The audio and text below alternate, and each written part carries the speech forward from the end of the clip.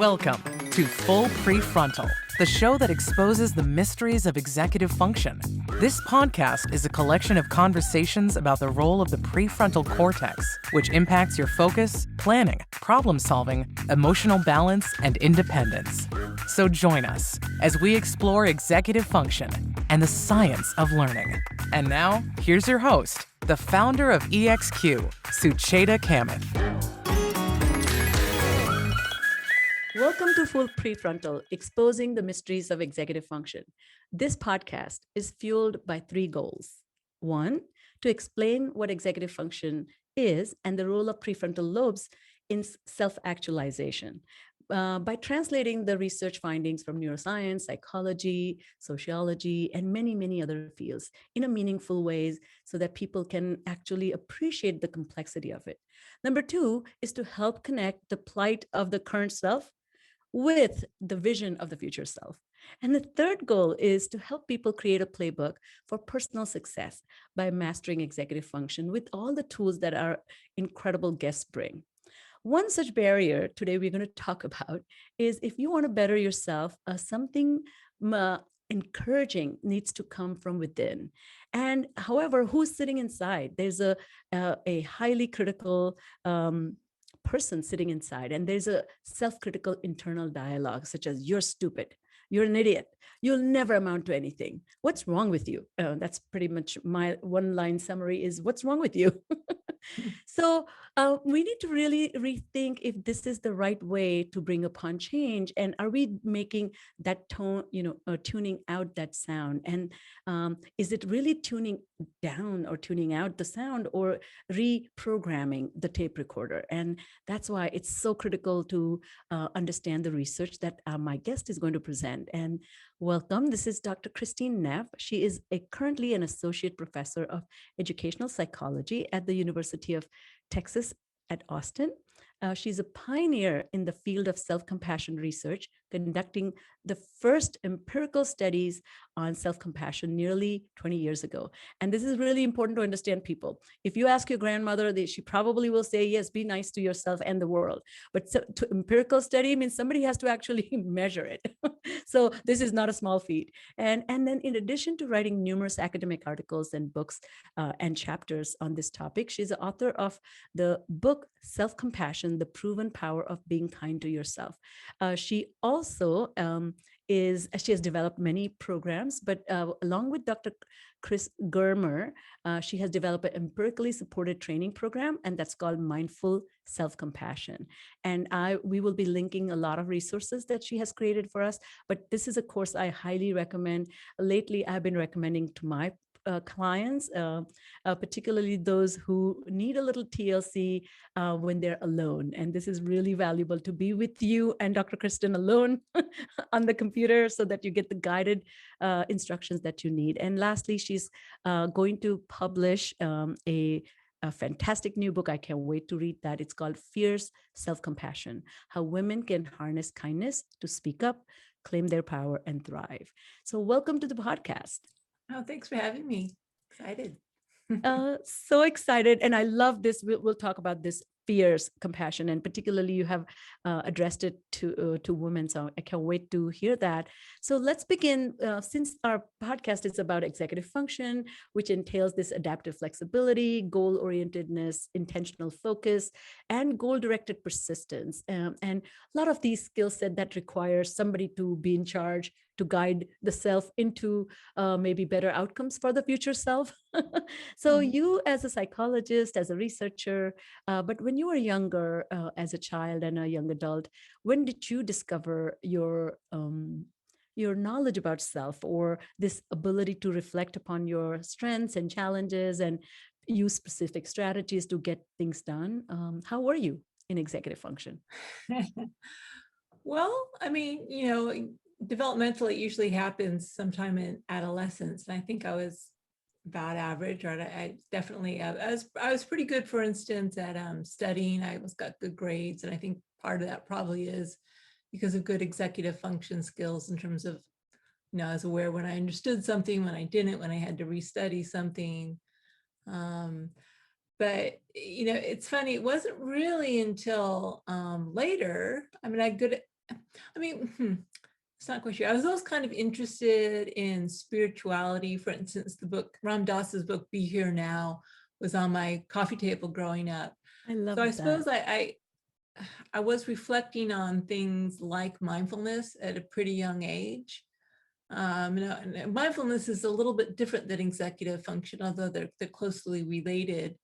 So that was probably all there. But it probably wasn't until I was older, actually, until I discovered self-compassion, that I really understood not just cognitive function or executive function, you might say, but emotion regulation in terms of how are you emotionally relating to yourself, and how is your emotional tenor toward yourself changing your thoughts and behaviors. So, I mean, it was occurring, but I think I wasn't explicitly really aware of the incredible difference it makes. The emotional side of things, the warmth, is it warm or cold, harsh, the emotional tenor of the conversation wasn't really something I discovered until later, I would say. And I think it's so interesting. I love the reference that Ram Dass' book was on your coffee table. So there's definitely a culture of pause and think about things, which Yes. can be really very strong ingredient to promote that. And second thing, as you said, it is not, I guess, it doesn't become that doesn't come into focus until it's a problem. So it sounds like you have had a lot of, you enjoyed the benefits of your naturally developing prefrontal system that allowed you to learn as you engaged with the world.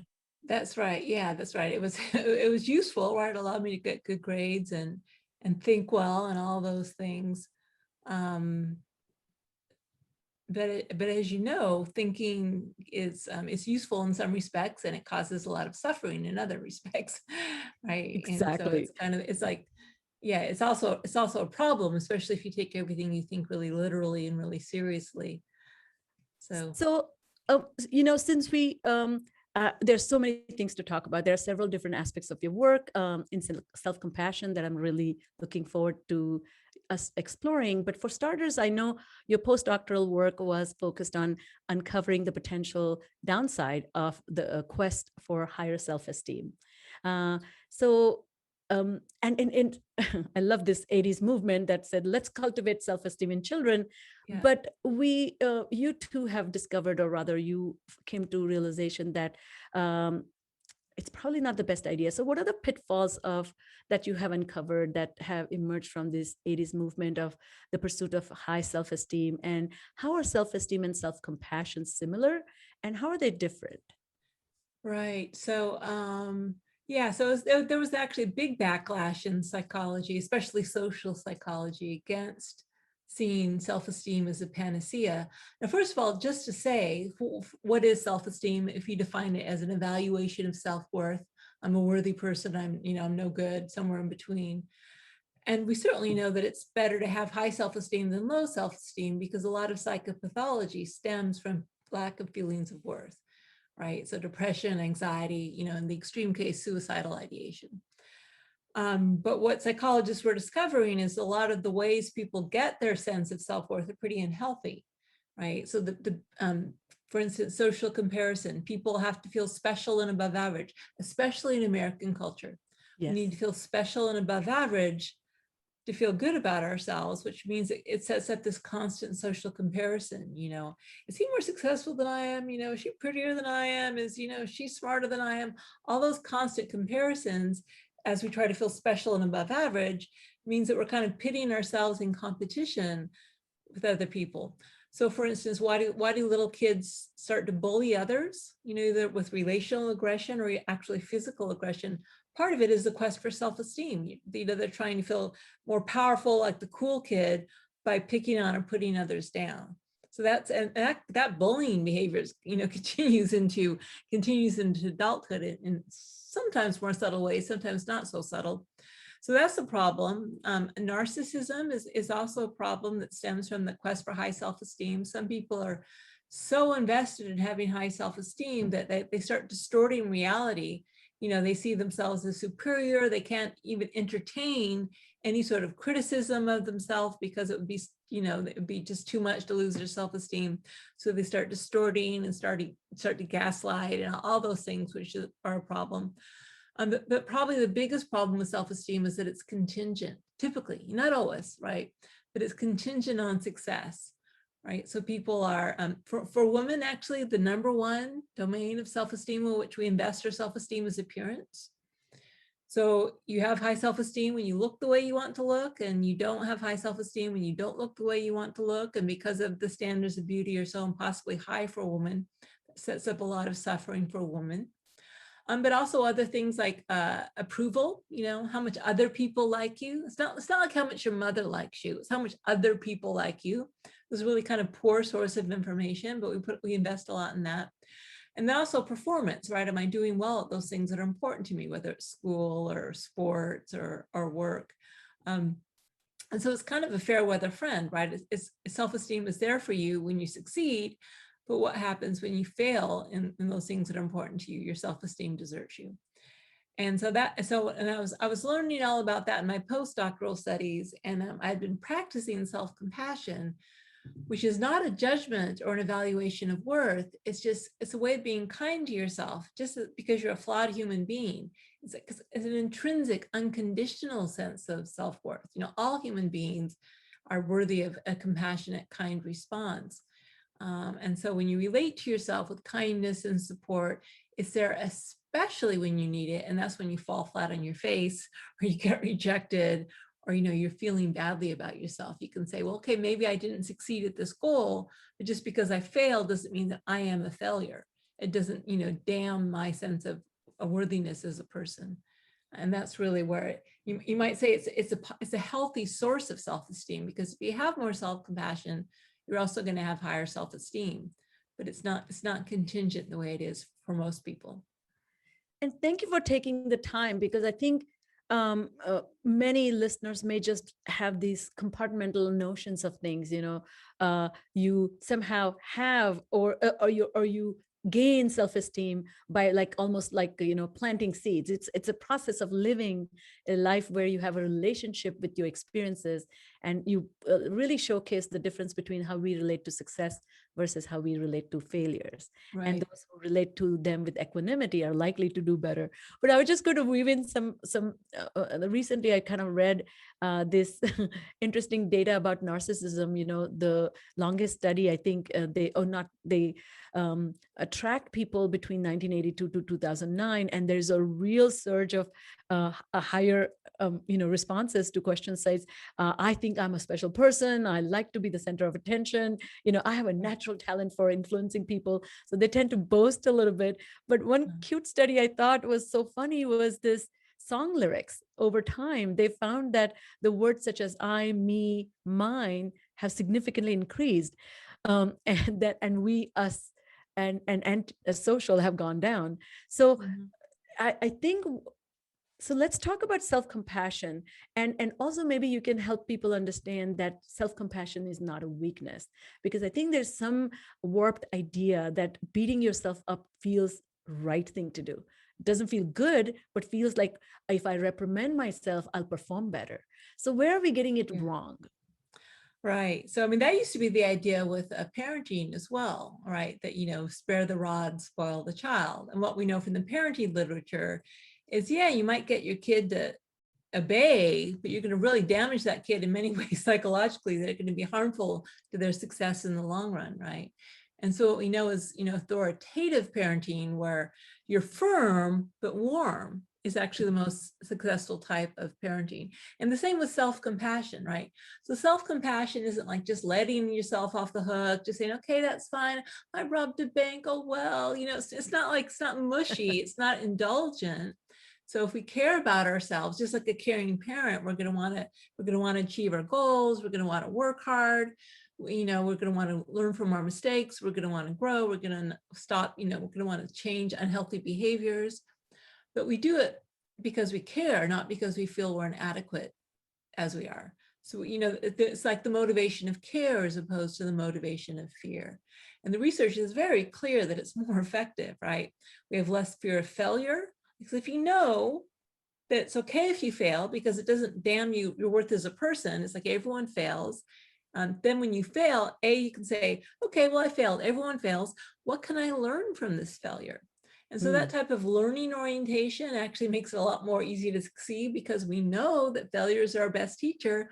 But if we shame ourselves when we fail, we can't actually learn when we're full of shame. So it allows us to learn from our failure. It gives us the grit and determination to try again, because again, we aren't so afraid of failure. Okay, I'll try again. If I fail again, well, I'll just pick myself up again. So it leads to persistence, it leads to grit, it leads to a growth mindset. And it's actually more effective over time. And so, the thing about self-criticism, and it's kind of interesting because I wonder if it relates to your work on executive function, but what it does is it buttresses the illusion of control, right? So we really like to feel that we're in control. And it almost feels better to know I should have gotten it right, and like to be mad at yourself for not getting it right, because at least you can cling to the illusion, well, that I could have gotten it right. Perfection is possible if I were just to try a little harder, and open to the reality that sometimes we try our best and we still fail. We do our best. It's not like we have no input into the system. We do, but we certainly aren't in control, and we certainly can't control our outcomes. And that's scary. So for instance, my son is autistic, and I've noticed with a lot of autistic kids, failing or making mistakes is incredibly scary. I mean, it is for everyone, but I can see it just so much more clearly with him. You would think he would be super self-compassionate, being raised by me, and he actually is learning the skills slowly, but his first instinct is self-criticism, because in his mind, that's like, okay, that's the sense of control. He gets mad at himself for making a mistake, and that makes him feel safe, because it's scary to think that he forgets things sometimes, like we all do. And so it's almost what self-compassion allows us to do is it allows us to give up the illusion of control at the same time. So I talk about it as, the dance of acceptance and change, or these two sides of self-compassion, fierce and tender self-compassion. Tender self-compassion is like accepting, okay, we aren't in total control. We make mistakes. Stuff happens. This is part of life. Can we open to that without, trying to fight it all the time? But the fierce side of self-compassion is saying, yes, and what can I do to help? It doesn't mean like we give up. We want to do our best, in the future. So we need both. Just like a parent, we love our kids unconditionally, but we want them to achieve their best. It's both simultaneously. And I love that, because I think as you have talked about this, you have written about this, is that it's about merely being kind to yourself. And kind doesn't mean loose and lack of expectations or permissiveness. Kind means tolerating the mishap in between as you're molding yourself to become a different person. And this is lifelong quest. You're going to continue to change until you die. Yeah, right. And then you really change once you die. It'll be Touche. radically different. So, this reminds me of my work, working with people on the spectrum and ADHD and people with the mild traumatic brain injury, the concept of friendship making, that how do we find commonality and relate kindly, tolerate the talk that's coming your way, but also share interest and kind of have something common to do. Except here in self-compassion world, making friends is with self. And so I came across this interesting research that talked about almost 25% when asked that when they're suffering or when they're in pain, they report to have no one to talk to. So obviously self-compassion can be so valuable, because in those lonely moments, the one friend that you can rely on is self. So could you tell us a little bit about, is that a right way to think about self-compassion, is learning a mechanism of making friendship with self? And is there any benefit in that approach? Yeah, well, so that's primary. If you go to my website, it's self-compassion is treating yourself like a good friend. I mean, the friendship metaphor is the most easily understandable, right? Because it's something we know how to be supportive towards, to someone if they're struggling. We know how to be kind. We know how to be warm. Having said that, so self-compassion is more than kindness. You might say that's kind of the core of it. That's really the heart of it, the thing that's easiest to access, to understand. So if we talk to kids, for instance, I just talk about being a good friend to yourself. But kindness alone doesn't necessarily guarantee you good outcomes, because in some ways you could say a narcissist is kind to themselves, right? Yes. So but it's true. It's like kindness alone it's essential, it's the core, but it's not enough. So in my model, there's actually 3 components of self-compassion, and all 3 need to be there to make it a stable and healthy mindset. And they tend to correlate and go together, but not necessarily. So in addition to kindness, first of all, mindfulness is really essential to self-compassion. So mindfulness allows us to see clearly what's happening. And so first of all, the first thing we need to notice is that we're suffering or that we're struggling. And you might think that's obvious, but we often aren't mindful of our suffering. We're doing one of 2 things. Either we're avoiding it and suppressing it, not a problem, or we're so busy we just aren't even thinking about it. Like if you had a friend, you said, "Hey, I need to talk. You're struggling. Like I'm too busy. We do that with ourselves. I'm just too busy. Or the other thing we do is we get lost in the pain. We get lost in the drama. So there's no perspective. And we need some perspective to step outside of ourselves to say, "Hey, you're really having a hard time. Can I help?" Right? And so mindfulness is what provides us that perspective. And again, that perspective is crucial for us to be able to see clearly what's happening, not to fool ourselves. Like it's not like positive thinking, like, everything's great. With mindfulness isn't necessarily positive thinking, because mindfulness, actually things aren't so great. Maybe you need a little work here, a constructive criticism, right? There are some issues that need to be addressed. That mindfulness is what gives us the clarity to be able to do that.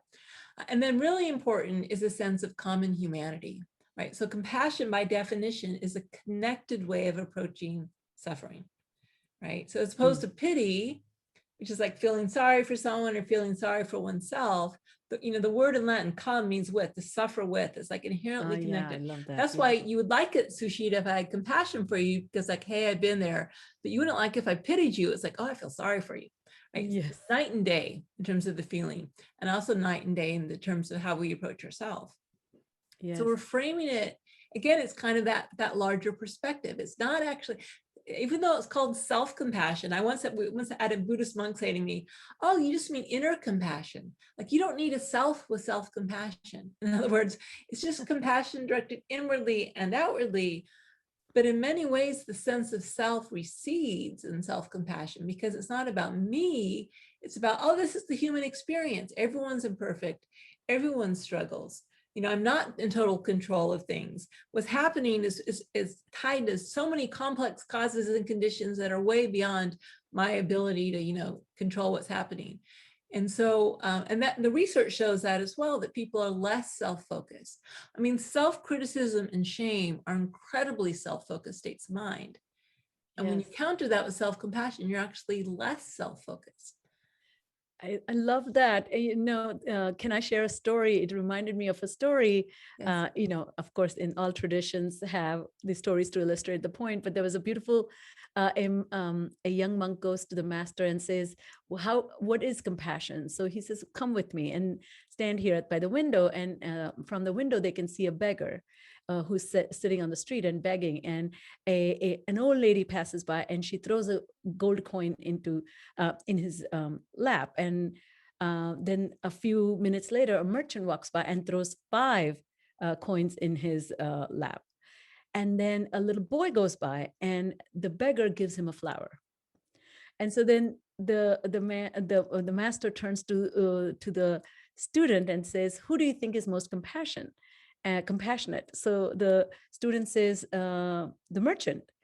And he says, "No, son, you're wrong." And so then he says, the old lady who threw the coin, she pitied the beggar, and pity is not compassion. And then and he says, the 5 gold coins, it may look like he was very generous, but he actually was running. There was the government had come to take taxes, so he wanted to escape that. So he threw that, and the beggar, in his misery, he was able to understand the need of the child. And so he is the most compassionate. So it just kind of, I think, in your and I would love for you to maybe comment on the because it may be lost sometimes on people when you use the term our suffering, because suffering sounds dramatic, Yeah. but suffering is not what dramatic as you mean. It actually is a good way to, it's a psychological term, but can you comment to talk about that? Yeah, no, it's true. And some people, and I usually try to remind people that I don't necessarily mean it that way, but yeah, sometimes suffering is like, big suffering. I mean, stubbing your toe, any moment of emotional discomfort or pain, right? Some big, some small. But the idea is to relate to any sort of negative or difficult or challenging experience, physical pain, mental pain, with the supportive stance. I mean, think about it, stubbing your toe, if you just, it may be a small thing, but oftentimes small things explode into big things because we ignore them, or we just, get mad at people, or yell and kick the dog or something like that. So the idea is it's just a mindset toward any sort of difficulty or negative emotion or challenge. It's really a way we hold pain, again, big or small. Do we hold it with a feeling of connectedness, of kindness, of support? Are we mindful of that? And when we aren't mindful of it, or we get lost in it, or we ignore it, and actually that's when it starts going off to the races, getting out of control. So, so I see your framework so running parallel to the framework of understanding executive function. So if you talk about mindfulness, which is that executive attention, which is knowing, not only paying attention, but knowing what to pay attention to, and continuously monitoring paying off that attention. And one of the lovely things, I think, in the mindfulness literature, as well as your work, you talk about this paying attention to your suffering is kind of taking and dedicating some attention inward, so that the emotions that it generates doesn't take away your capacity to think or feel in a less or more handicapped way. So executive attention, so when we talk about executive attention training, is really heightening the awareness of where the attentional resources are going. Right. And so that's why a lot of people think of self-compassion as an emotion regulation strategy. I mean, this part, but that's not fully though, because you have the humanity concept. That is that same, taking mindfulness concept from the Eastern world. There's a whole culture that's right. Yeah. Right. So I think it's more than that, but it is part of it in terms of how it functions and why it's good for well-being. I do think it's because it allows. So when you're emotionally dysregulated, it derails your ability to have useful executive function. Yes. Right. And so when you're more emotionally regulated, you're more able to have successful executive function. So they're linked. Again, it's more than that, but some part of it. Yeah, you're absolutely right, because you're also talking about, which is executive control, is trying to control attention. That's not what we're talking about. That is actually becoming this person who's always present, which is not in executive function arena more often people talk about, which needs to be if you want to really improve your attentional awareness. The second part that I really love in your 3-part framework is the common humanity. And one question I had about that, it is this capacity to take perspective and being able to explore the idea beyond one's own suffering, that everybody has suffering, which means the theory of mind concept, that if this happens to me, somebody slights me or insults me, my feelings get hurt, or somebody leaves a bad comment or texts me in a rude way, it's the same reaction any person who is texted rudely to. and I think that forgetfulness is actually a problem with people who have inflexibility, cognitive inflexibility, affective inflexibility, and a lot of disorders, including autism spectrum and ADHD, have deficits in that. So I was just curious, in your work, is this capacity to take perspective of the other, particularly when you're down, normatively easy for people to do? Or if it's even a question that makes sense, or how do we think about that? I think we haven't. I certainly haven't studied it in that type of detail. I think it'd be really interesting to do so. I mean, I do think that perspective taking skills are very useful for self-compassion. Imagining what someone kind would say to you about this, or again, imagining what you would say to someone else. Most people don't do it automatically. I'm not sure. I mean, it could be partly because they have poor executive function skills. I think it actually, personally, I think a bigger problem is because when we fail or make a mistake or things are difficult, we go into threat defense mode, right? And then we're activated. So our sympathetic nervous system is activated. And I think it, again, my gut tells me it's more that the emotions derail us, which inhibits our ability to use these skills as opposed necessarily to theory of mind. But it's interesting. I'm trying to think about my son. So my son, Rowan, who's autistic, right? He's like most autistic people, he's a lot of challenges with theory of mind. Very hard for him to just figure out what other people must be feeling through the normal ways that, you know, people normally develop, neurotypical people develop earlier. But he's very warm and loving, right? So it's like, he's not going to figure out that you're upset about something, that you're probably upset about something, but if you say, he'll really care about it. So for instance, theory of mind doesn't necessarily mean you care. Con artists have great theory of mind skills. Absolutely. Take that to, take advantage of you. So they are different. The warmth and the concern is different from the perspective taking in the theory of mind. And so, so Rowan, he does struggle. He's like for years and years and years, he said, give me that self-compassion stuff, mommy. But it was mainly because he didn't want to accept the pain. He found the pain so scary and so distasteful that he still believed that he could figure it out and like control it and make it go away. Yeah. And I would say that was probably a bigger block than his difficulty taking the perspective of another, although it probably added into it. So it's, again, that's the thing. So there's the cognitive component, which is you think of as executive function or theory of mind, but then there's also the emotional affective. component. Yeah. Yeah, and they're both, and they interact as well. And it's interesting you say that because we have had an amazing guest on my podcast who has talked about whose work is in this two types of theory of mind, four actually, if you think about it, because one is affective theory of mind, the thinking about and feeling the feelings others feel, and then the cognitive theory of mind, which is thinking of other people's thinking and feelings. So there's two buckets, but then there's interaffective theory of mind between people and then within self. So in that framework, you definitely see deficits in some parts of it, and depending on that neuroatypical developmental pattern. And so that's why you gave such a beautiful example of particularly on autism. A person with autism may not be able to explain that you are, or understand like the complexity of that got you there, but they can meet you there and offer you comfort that really is what humans do to each other, but they may not be able to verbally guide you to think differently about what you got hurt about. So it's a really complicated thing for them. It is to be very complicated. Yeah. So this interesting. Then can we talk the other side of compassion, which is cruelty?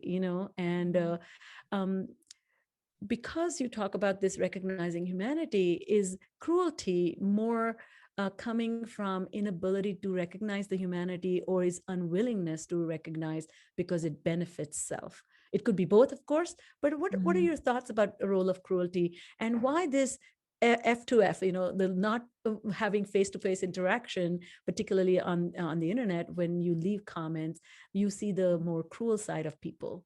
What is happening there?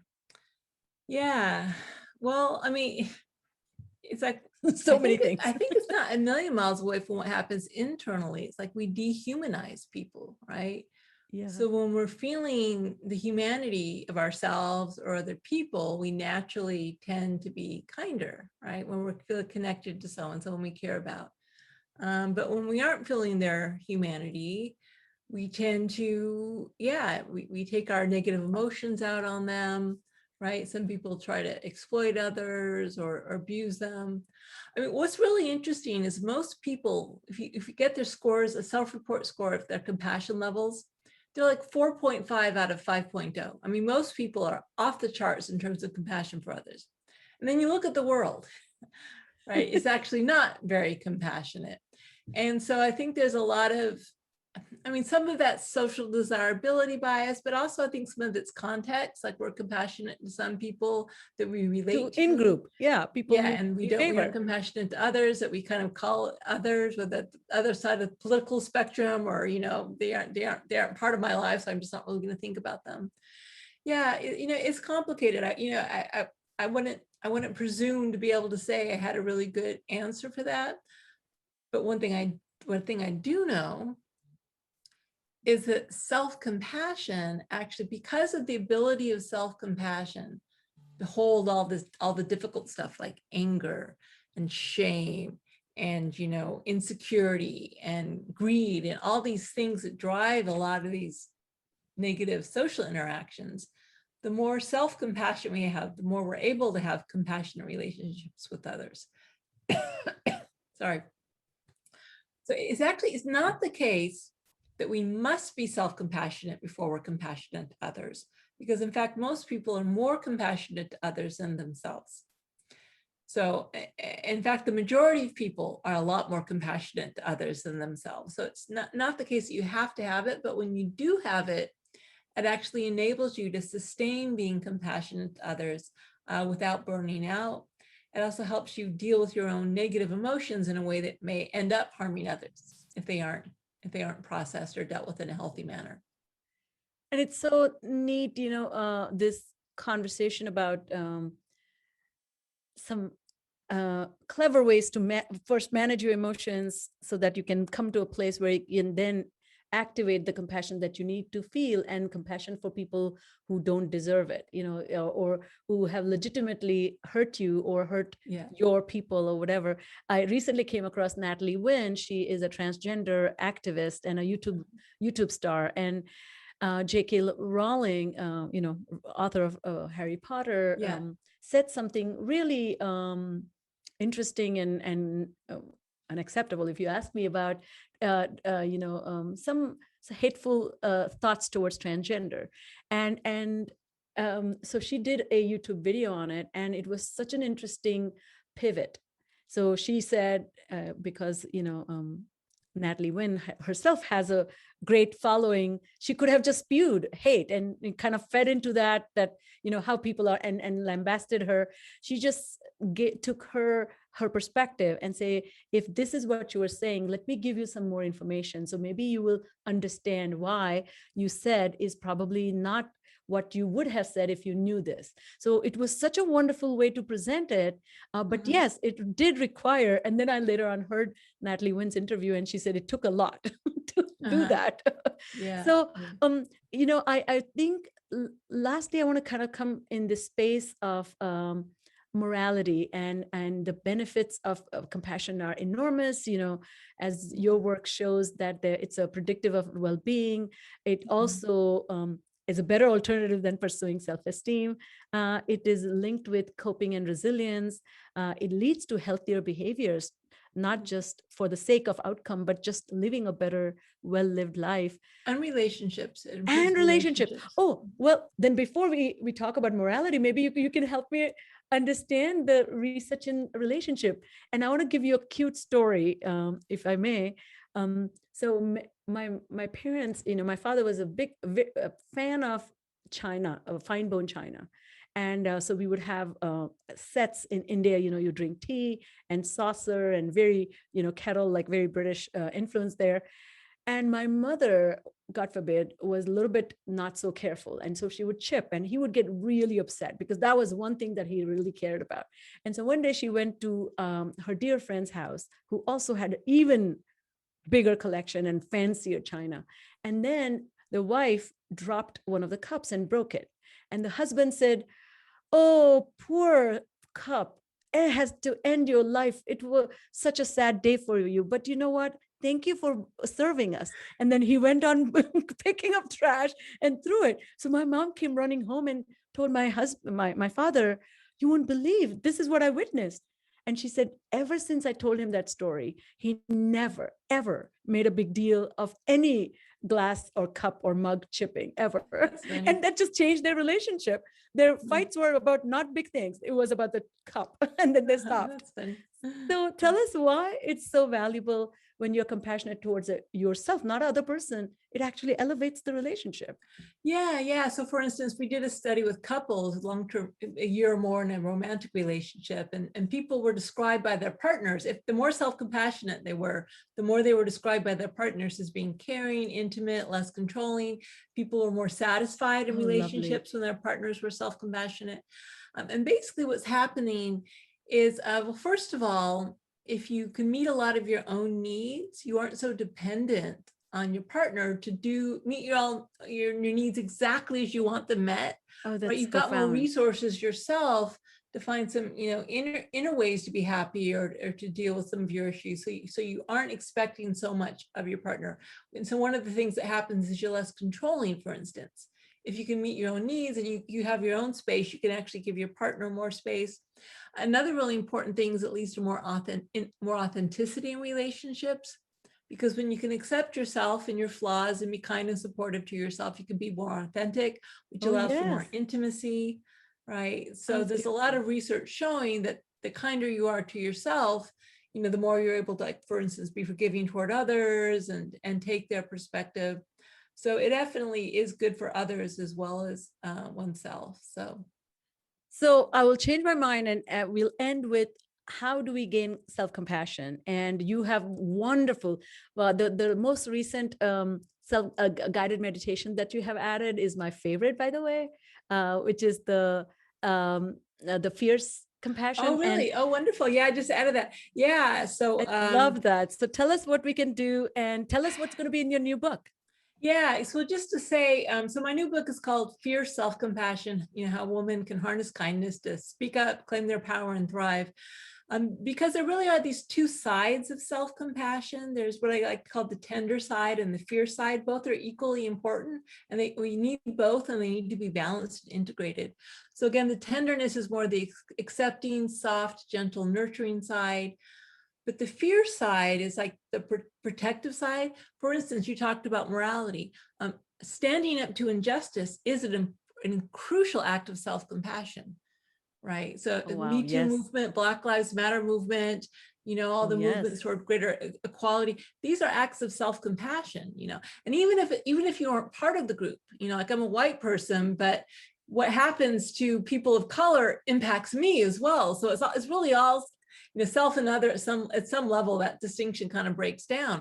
So it's all really important part of compassion. I didn't So think about that. That's so brilliant. drawing our boundaries, saying no, also meeting our own needs. In other words, not just subordinating our needs. Like women especially are raised, people like us if we're self-sacrificing, and they like us when we say yes, and they don't like us so much when we say no. And part of self-compassion is saying, I'm sorry, I'd love to help, but I can't. I'm busy. I'm doing something. This is really important to me.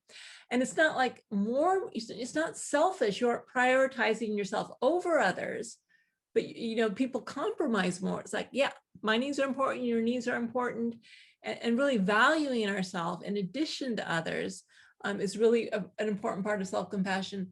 And then of course motivating change, right? Yes. And not just motivating change inside, also in the world, right? Yes. So this Yes. is like the action, power-oriented side of self-compassion. What am I going to do to be healthier? What am I going to do to change the world so it's not so destructive and oppressive? Right. And the reason it's written for women is because gender socialization, basically, first of all, it inhibits everyone. It inhibits those raised as boys. They can't really be tender. They're called names that they're too tender, right? They're called sissies and all these Oh, other yes. names. And that really harms boys' ability to use the power of compassion to help regulate their emotions and to heal from wounds and kind of be emotionally intelligent. It really harms men.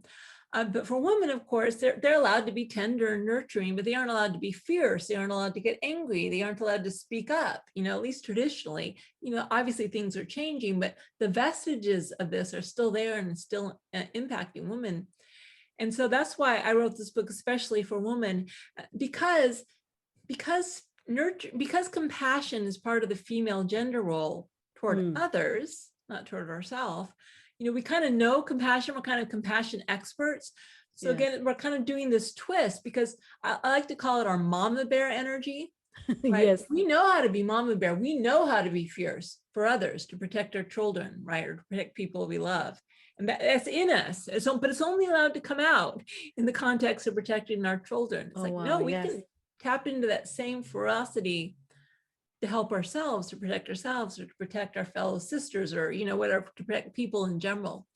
And so I have a lot of, it's not just ideas and research, it's also a lot of practices and how you can develop them. Like, so this, for instance, this fierce friend meditation, which is where you imagine it, ideally person who, an ideal figure who combines this tenderness and fierceness. Because again, too much tenderness without enough fierceness is complacency, but too much fierceness without enough tenderness becomes aggression and hostility. So we always need both. And that's the problem. As a society, we're completely out of balance. So it's my small aim to try to help correct some of that balance. Oh, you're changing lives. That's so beautiful. And this reminds me of true Buddha nature, right? It's a soft front and firm back. Yes, exactly. So morally anchored in, anchored in clarity of vision and purpose. And soft is that receptive, open, kind, but not silly or stupid, or but not a doormat, right? Not a doormat. Exactly. Yes, idiot compassion, as Trungpa used to say. Yeah, exactly. Well, as we end, always love to hear what incredible minds like you are reading these days, and what has influenced your thought process over the years. So, gosh, well, I've been for my book, I've actually taken a little break of reading because I just finished it. For my book, I was reading a lot of the literature on things like women's anger. Really? A great book like if I'm saying her name right, Soraya Chemaly, Rage Becomes Her. I love that book. Kind of people writing about how the fact that women aren't allowed to harness their anger for good actually harms them, and kind of what makes healthy anger and unhealthy anger. I'm also reading a lot of Bell Hooks, who's a classic writer, but she's a Black feminist social critic who writes, but she's also Buddhist and is all about love. I mean, that's the amazing thing. She's like, she kicks ass, but she's so loving. She's like one of my heroes. I love her. So that's probably the stuff. I just got Ethan Kross's Chatter, which I haven't read yet. I haven't had time, but that sounds really interesting. So I do not know Ethan Kross's. I mean, is it a new book? Yeah, it's a new book. You should. I'm sure it's all about self-talk. So it's probably really relevant to what you do. You actually may want to have him on your show. Oh, that would be lovely. Called Chatter. Yeah, it looks really good. It's. I just haven't had time to read it yet, but it's. I've got it on my table. You sound like a voracious reader. Oh well, sometimes I also get tired. When you work on the computer all day and you write, it's like sometimes you just want to like veg out in front of TV. So I do that as well. I'm sending my compassion for you because you deserve it. That brilliant mind has few more, not children, few more books to birth. So yes, you're waiting for more. Right. Well, thank you so much for being with us. And thank you everyone for tuning in and listening to this amazing conversation. Remember to be kind to yourself. And if you haven't already found inspiration, there are tons of guided meditations that Kristin has created for us. So please follow. As I said, my fierce friendship, mindfulness, self-compassion meditation is my favorite. And keep in touch, share if you like what you're hearing, please share, and have a fantastic day. Thank you so much for being with us. Thank you for listening to Full PreFrontal, exposing the mysteries of executive function. To contact your host, Sucheta Kamath, and learn more about her work on improving executive function, visit her website at exqinfiniteknowhow.com. That's www.exqinfiniteknowhow.com. Tune in next week for another informative episode of Full PreFrontal, hosted by the founder of EXQ, Sucheta Kamath.